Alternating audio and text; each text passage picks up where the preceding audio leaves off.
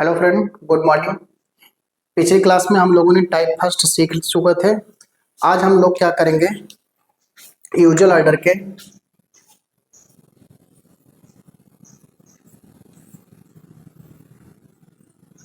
Type second को देखेंगे।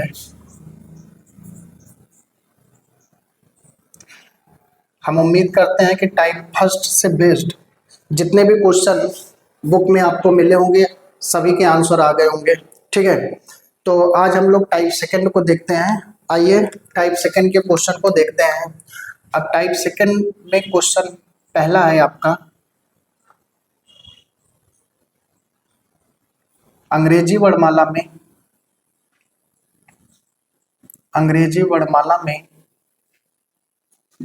बाएं से सातवें अंग्रेजी वर्ण, भाई थोड़ा सा सुधार कर लेंगे, बाएं से नहीं यहाँ दाएं से लिखिएगा क्योंकि टाइप चेंज है। अंग्रेजी वर्णमाला में दाएं से सातवें अक्षर के दाएं चौथा अक्षर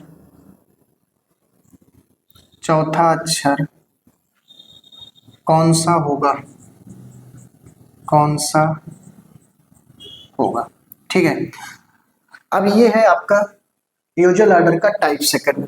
ठीक है, जैसे आपसे पूछ लिया कि अंग्रेजी वर्णमाला में दाएं से सातवें अक्षर के दाएं चौथा अक्षर कौन सा होगा। ठीक है, तो अब आप इनको कैसे सॉल्व करोगे, आइए जरा देखने और सीखने की कोशिश करते हैं। अब ध्यान से देखिएगा क्या बोल रहा है, दाएं से सातवें मतलब R7। अब के दाएं चौथा, तो इसके दाएं चौथा है। ठीक है, अब इसके आगे और कुछ नहीं बोल रहा है, तो आपका जो पेयर बना वह एक पेयर बना, वो भी किसका है, तब आप कहोगे सर सेम डायरेक्शन का है, मतलब राइट टू राइट का है। राइट टू राइट के केस में क्या होता है, तो आप कहोगे सर माइनस होता है। तो चलिए माइनस कर दीजिए। जब आप माइनस करोगे तो आपका आ जाएगा R3। ठीक है, 7 से जब आप 4 को माइनस करोगे तो आपका आएगा R3।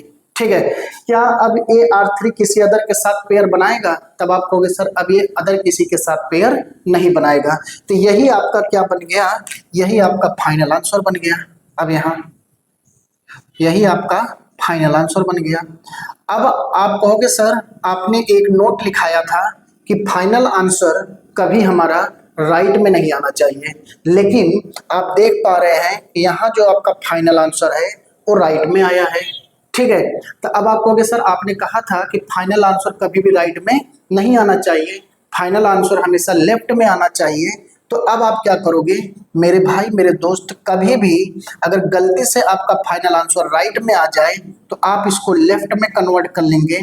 ठीक है, तो राइट को लेफ्ट में कन्वर्ट करने के लिए आप क्या करेंगे, आप 27 से इस राइट के पोजीशन को माइनस कर देंगे, और जैसे 27 से आप इस राइट के पोजीशन को माइनस करोगे तो आपका आ जाएगा L24। ठीक है, अब आपको मालूम है कि लेफ्ट से 24th पोजीशन जो होता है वह x का होता है। ठीक है, आप देख पा रहे हैं कितने आसानी से आपके क्वेश्चन का आंसर आ गया। अब बहुत से बच्चों के दिमाग में ये क्वेश्चन चल रहा होगा कि सर ये 27 कहाँ से आ गया। ठीक है, तो मेरे भाई मेरे दोस्त आप इसको भी समझ लो बहुत अच्छे से। तो जरा ध्यान से देखिएगा, मान लेते हैं हम एक लेटर C ले रहे हैं। अब यहां से समझने का प्रयास कीजिएगा। अब अगर मैं C की बात करूं तो C का जो पोजीशन है लेफ्ट से वो 3 है। ठीक है, लेकिन अगर इसी C के पोजीशन की बात मैं करूं राइट से, तब आप कहोगे सर इसी C का पोजीशन जो राइट से है वह 24 है। ठीक है, तो जब लेफ्ट से 3rd स्थान पर और राइट से 24th पोजीशन पर है, तो अब अगर हम इनको जोड़ दें तो क्या मिल रहा है, 27 मिल रहा है।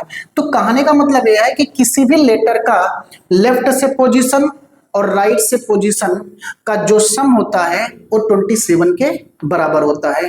अब हमें जब पता है कि सम 27 होता है तो किसी इंड से पोजीशन देकर अगर दूसरे इंड से पोजीशन पूछा जाएगा तो आप हमेशा क्या कर देंगे, 27 से माइनस कर देंगे।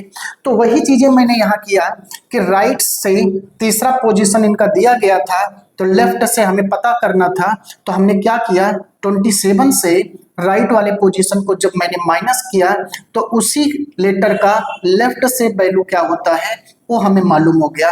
तो हमने क्या किया, जब 27 से 3 को माइनस किया तो हमें लेफ्ट 24 देखने को मिला। अब लेफ्ट से 24th पोजीशन पर क्या होता है, x होता है। ठीक है, तो अब हम उम्मीद करते हैं कि ये 27 कहाँ से आया, इसके पीछे का क्या कॉन्सेप्ट है, ये शायद आप बहुत अच्छे से समझ गए होंगे। ठीक है, तो 27 से क्यों घटाते हैं, इसके पीछे की वजह आपको यहां से समझ में आ गया होगा। ठीक है, अब हमारा फाइनल आंसर लेफ्ट में क्यों आना चाहिए, इसके पीछे की कहानी पिछली क्लास में हमने आपको समझा दिया था कि हम जो वैल्यू याद करते हैं या जो हम अल्फाबेट लिखते हैं वह लेफ्ट से राइट की ओर लिखते हैं, तो इसलिए हम जो वैल्यू याद करते हैं वह लेफ्ट से याद करते हैं, तो इसलिए हमारा फाइनल आंसर हमेशा लेफ्ट में आना चाहिए।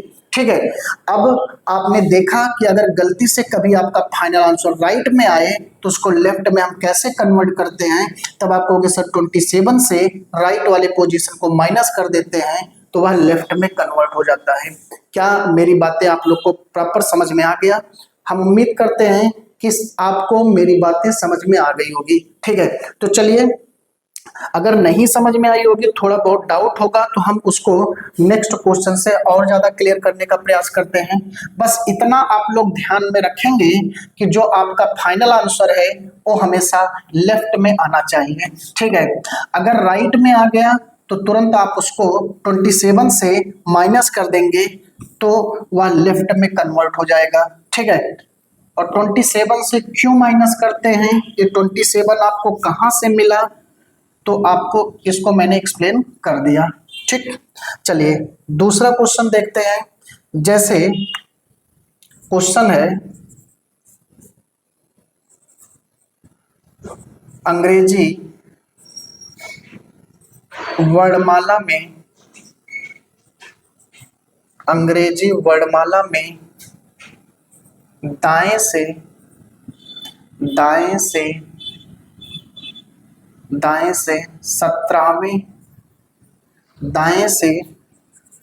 17वें अक्षर के दाएं 10वें अक्षर के बाएं 5वां अक्षर